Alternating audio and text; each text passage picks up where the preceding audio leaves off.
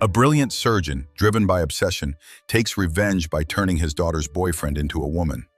But in this dark and twisted tale, reality is far more disturbing than it appears. Robert, a gifted plastic surgeon and devoted single father, has spent years haunted by loss and betrayal. 6 years earlier, his wife Gal abandoned him and their young daughter to run off with her lover. But fate struck cruelly. The couple's car crashed and burst into flames. While the man survived with barely a scratch, Gal was left horrifically burned, stripped of the beauty she once cherished. Despite her betrayal, Robert responded with shocking grace, or perhaps with the blind resolve of a man consumed by his own pride. He cared for Gal meticulously, dedicating himself to restoring her appearance. Driven by obsession, he delved into experimental skin grafts and reconstructive techniques. But limited by the technology of the time, every attempt failed. Unable to face her disfigurement, Gal ultimately chose to end her life by leaping from a building, a death witnessed by their 12-year-old daughter, Norma. The trauma left Norma deeply scarred, and Robert was forced to place her in a psychiatric institution. 6 long years passed. Following consistent therapy, Norma's condition improved. On her psychologist's advice, Robert brought her home to begin healing as a family. But peace was short-lived. At a wedding reception hosted by Robert's colleague, the socially anxious Norma met a young man named Vicente. The two hit it off and later slipped away into the nearby woods. But as their interaction turned intimate, Norma suffered a sudden psychological breakdown, screaming and struggling. Vicente, intoxicated from recreational drugs, failed to stop. In panic, he covered her mouth until she bit him, snapping him back to reality. Horrified, Vicente knocked her unconscious and fled. Meanwhile, Robert had gone searching for Norma. When he spotted Vicente fleeing the woods, he rushed to where his daughter lay, bruised, unconscious, and disheveled. The implication was clear. The trauma proved too much for Norma's fragile state. Not long after, she took her own life, jumping to her death, just like her mother. Shattered by grief, Robert vowed revenge. He tracked down Vicente, who co-owned a tailor shop with his mother and often rode his motorcycle aimlessly at night. One evening, Robert followed him onto a deserted road, struck him with his car, and injected him with an anesthetic. Vicente never saw it coming. When Vicente awoke, everything had changed. He was strapped to a bed in a sterile, windowless room, his body weak, his movements restrained. Panic set in, but no one answered his screams. Days passed in confusion and dread. What Vicente didn't yet realize was that Robert had taken him to a hidden surgical facility, a private chamber of secrets beneath his estate. Robert's plan wasn't simple punishment, it was transformation. The man who had stolen his daughter's innocence and shattered her mind would now lose his own identity. Using advanced surgical techniques he'd refined through years of failed experiments, Robert began a methodical and disturbing process, turning Vicente into a woman. It wasn't just physical. Robert was attempting to erase him entirely. Over the next several months, Vicente endured countless surgeries. His body was reshaped, his face altered, his voice softened. Sedated and monitored constantly, he was renamed Vera. Robert controlled every aspect of her new life, from food and speech to behavior and dress. Vera became a prisoner of identity, stripped of her past, denied her name, her story, herself. Yet even in captivity, fragments of Vicente's former identity lingered. Vera began to resist, subtly at first, then more boldly. She studied her captor, learned his routines, and waited. Beneath the surface of this transformed body burned the same desperate will to survive. And eventually, Vera would find her moment. Robert's obsession didn't stop there.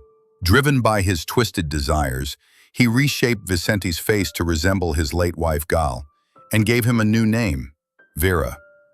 From that moment on, Vera became Robert's personal lab rat, confined in his home and forced to participate in various skin grafting experiments. The truth was, Robert had never been able to move past his failure to restore Gal's beauty, which had ultimately led to her death. He spent years obsessively researching synthetic skin. Recently, his experiments finally succeeded. Using genetic engineering, he developed a new type of artificial skin, smooth, lifelike, and resistant to burns and insect bites. Soon, Robert transplanted this revolutionary synthetic skin onto Vera. Because Vicente had a naturally slender frame, the transformation, combined with plastic surgery and skin grafting, made him fully become a stunningly beautiful woman, with an elegant figure and a soft, sweet voice. However, Vera, now physically a woman, despised the changes to her body and rejected her new identity. She attempted to escape multiple times, but always failed. In utter despair, Vera even tried to end her life more than once, but each time, Robert used his exceptional medical skills to bring her back from the brink of death. To prevent further escape attempts or self-harm, Robert locked her in a separate bedroom and assigned his lifelong housekeeper, Marilia, to monitor her constantly. Additionally, in an effort to make Vera accept her new identity, Robert only allowed her to watch female-oriented television programs. He also provided her with a variety of beautiful dresses and makeup. At first, Vera would tear the dresses apart and throw the cosmetics in the trash. But as time passed, she gradually grew accustomed to her female identity. Not only did she stop trying to escape or harm herself, but she also began to follow TV shows, practice yoga, and eventually started applying makeup on her own. 6 years passed in the blink of an eye. By that time, Vera had fully adapted to her forced gender transformation. She let her hair grow long, naturally wore elegant dresses, and seemed at peace with her new existence. During these years, Robert would often watch Vera through surveillance cameras, admiring the body he had meticulously reshaped. Over time, his deep-seated hatred began to fade, replaced by an inexplicable sense of attraction. Vera, too, appeared to notice the shift in Robert's emotions. Perhaps her prolonged captivity had led to a case of Stockholm Syndrome, or maybe, over time, she genuinely developed feelings for him. One day, during a routine medical checkup, Vera unexpectedly threw herself into Robert's arms. To his shock, she even suggested they get married and live together openly. Startled by Vera's sudden passion, Robert fled the room in a panic.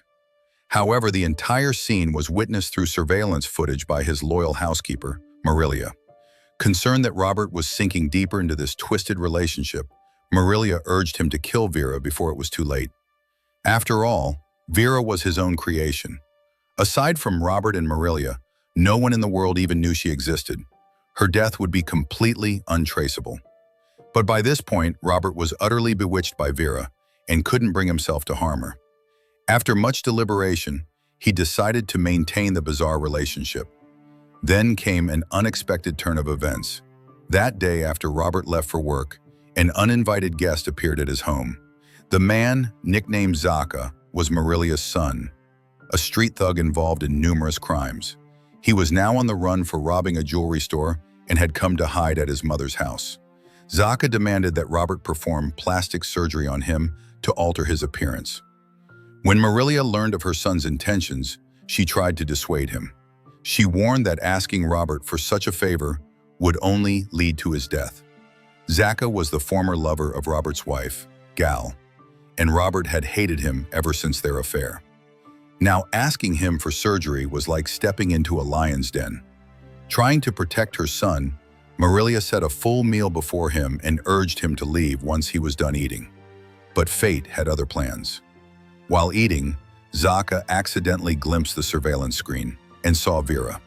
Her face, identical to Gal's, sent a wave of lust surging through him. Overcome with desire, he demanded to see her. Marilia immediately sensed danger. She pulled a gun and ordered him to leave, but Zaka easily overpowered her and tied her to a chair. Under duress, Marilia had no choice but to hand over the key to Vera's room. Consumed by uncontrollable urges, Zaka barged in and assaulted Vera. At that exact moment, Robert returned home from work. The horrifying scene sent him into a blinding rage. Without hesitation, he pulled out a gun and shot Zaka dead on the spot.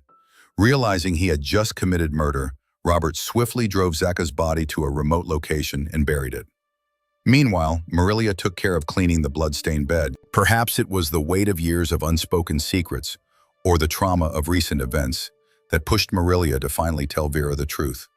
Robert and Zaka were half-brothers, More than 40 years ago, Robert's father had a wife who couldn't conceive.